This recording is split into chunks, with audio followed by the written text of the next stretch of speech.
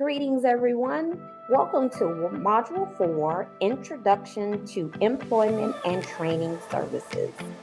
I am Montevia Gamble. I will be presenting today. So far, we have covered step 4 recruitment. Steps 1 covers WIOA registration. Step 2 covers statutory program eligibility. Step 3, priority of service determination. And step 4, objective assessment and individual employment plan under eligibility for training suitability. And now we will continue with the next portion under step 4, participation in employment and training services. On July 22nd, 2014, the Workforce Innovation and Opportunity Act was signed into law and is landmark legislation that is designated to strengthen and improve our nation's public workforce system and help get Americans, including youth, and those with significant barriers to employment into high quality jobs and careers and help employers hire and retain skilled workers. WIOA is designed to help job seekers access employment, education, training, and support services to succeed in the labor market and to match employers with the skilled workers they need to compete in the global economy. WIOA was designed to be a demand-driven workforce development system. The purpose of the law is to increase opportunities for individuals, support alignment, provide the skills and credentials, promote improvement, particularly those individuals with barriers to employment, access to and opportunities for the employment. WIOA Title I programs are federally funded services that address the needs of job seekers who are adults, dislocated workers, and youth. Each program has its own eligibility requirements, its own funding, and targets a specific population. They provide universal access to employment and training programs through a nationwide network of one-stop centers to establish and develop relationships with large and small employers and their intermediaries, and to develop, convene, or implement industry or sector partnerships. There are so many career options out there today that it becomes difficult to choose just one. Due to technology rapidly changing, many of today's hottest jobs do not exist from 10 years ago. Whether you are just out of high school, have been working for a while, or been laid off from your job, WIOA can help you map a new career path, and this is being done by individuals receiving the necessary services that are more comprehensive and tailored to their personal goals. The WIOA adult and dislocated worker programs are designed to provide services, employment, and training opportunities to those who need and can benefit from such services. Career services are classified into 3 categories: basic career services, individualized career services, and follow-up services. This classification is not designed to create barriers to training, but rather identifies the importance that these 3 types of career services can have in helping individuals obtain employment. WIOA, in contrast to WIA, eliminated the original sequence of services and combined core and intensive services into a new career services category. There is no order in which services are required to be provided. Service delivery is based on the individual needs of the participant. Therefore, an individual does not need to attempt a career service to demonstrate a failure to secure employment prior to receiving training services. We'll cover follow-up services in greater detail later in the next training module. Basic career services must be made available to all individuals seeking services served in the one-stop delivery system. Basic career services must be universally accessible and must be available to all individuals seeking employment and training services. Basic career services are available to job seekers coming to a WorkSource Georgia Career Center seeking assistance. Generally, these services involve less staff time and involvement. These services may be provided by both the WIOA Adult and Dislocated Worker Programs and the Wagner Pizer Employment Service Program. Now we're on to basic career services. These basic career services generally involve less staff time and involvement, as I stated earlier, and include services such as determination of eligibility, initial skill assessment, labor exchange services, referral and coordination of activities, and labor market employment information, just to name a few. These individuals are engaged in self-service and informational activities and do not require full enrollment, nor does the receipt of services trigger participation into the WIOA Adult and Dislocated Worker Programs. For example, resume assistance and placement will vary in intensity and duration based on the participant's individual needs.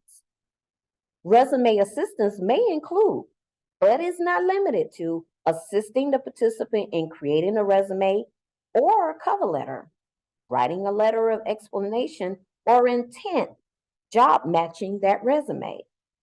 Now we're on to individualized career services. In order to receive Title I Adult and Dislocated Worker Services, an individual must be 18 years or older, be legally authorized to work in the United States, and register with the selected service, if applicable, to receive services under the adult program, with priority given to veterans, recipients of public assistance, other low-income individuals, and individuals who are basic skill deficient. Career services under the adult program are available to adults who are unemployed. That is an individual who, at the time of application for WIOA services, worked at the same company or in the same occupation for 15 out of the last 20 weeks. Then we have underemployment. That is an individual who is working part-time but desires full-time employment, or who is working employment not matching with the individual's demonstrated level of education and or skill achievement. Under dislocated worker, that individual is an individual who lost his or her job through no fault of their own. If we are considering types of WIOA services and activities in a sort of hierarchy based upon increased staff time and funds associated with various activities, again, no particular service sequence is required, then intensive career services is where we first see the need for an eligibility determination. Individuals must be determined WIOA eligible before these activities and support can be offered. As a reminder, per US DOL, there is a difference between program eligibility and source documentation requirements. They are a source of documentation requirements that apply to certain elements meant to ensure data are reliable and accurate. Self-attestation is allowable for various elements, and you can review that under TEGL 23-19, change to attachment 2 for more specific information. Example, what if I don't have the source documentation in hand? Can I still serve someone in the program? Answer, while the collection of source documentation often takes place at the same time that you're determining an individual's eligibility, that those actions serve two different purposes. Eligibility determination confirms that an individual meets the requirements of a program before becoming a participant in the program, whereas source documentation is validating that the data reported on a participant is accurate. So, what that means essentially is that there is no documentation requirement to determine eligibility. You, the case manager or the intake specialist, want to be reasonably certain that the information the individual is giving you is accurate prior to starting services. But there is lead time to collect the documentation to verify the information. This is why a quality data validation framework is necessary. That framework allows you to serve folks and not hold up everything until you have all documents, but still ensures there is a mechanism to verify or validate the information given to protect the agency administering the program. Now we have our first poll question. Both basic career services and individualized career services require eligibility determination. True or false? If you said false, you are correct. Basic career services are available to all, and they do not require eligibility determination. Great job, everyone. Now we will transition over to individualized career services.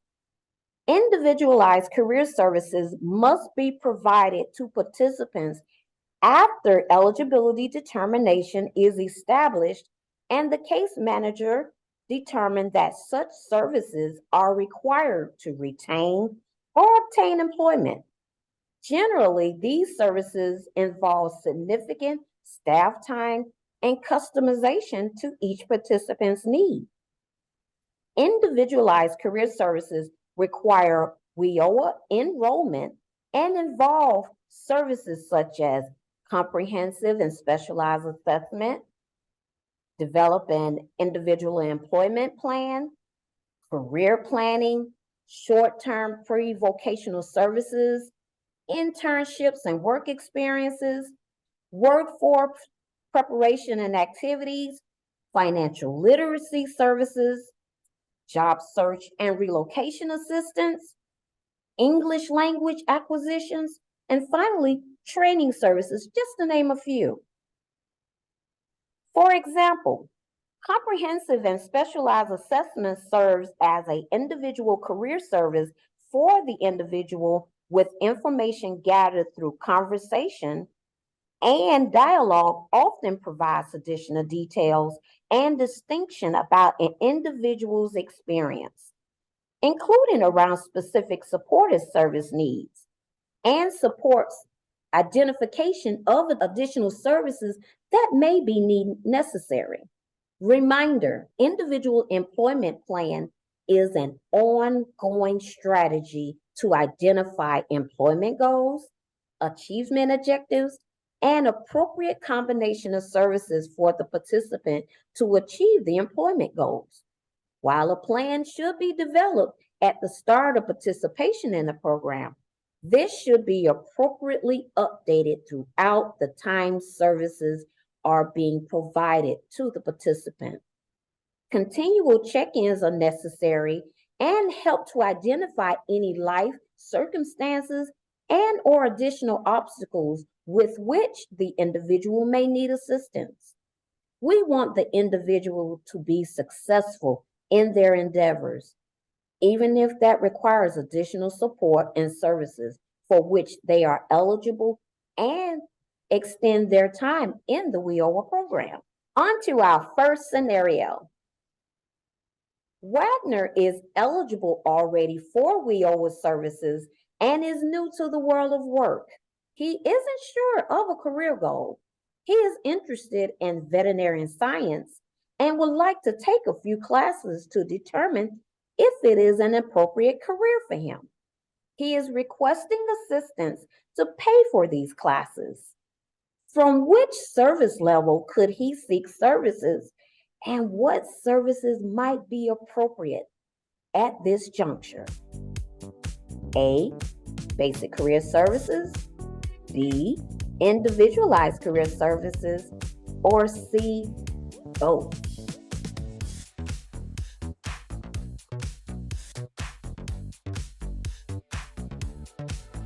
If you said C, both, you are correct. Both basic and individualized career services. Because he is WIOA eligible, he could receive individualized career services. However, starting with some basic career services may be most beneficial to help Wagner determine his next step. While it may seem a little weird, inclusion in career services, per the WIOA legislation and USDOL, follow-up services are a type of career service. But remember, follow-ups don't exist to simply check a box, but rather are to ensure that before they are fully exited from the program, we are doing everything we can to set a participant up for success. Ideally, this then allows them to ensure job retention, wage gains, and career progress. Follow-up services must be made available as appropriate to all adult and dislocated worker participants for a minimum of 12 months after the first day of employment.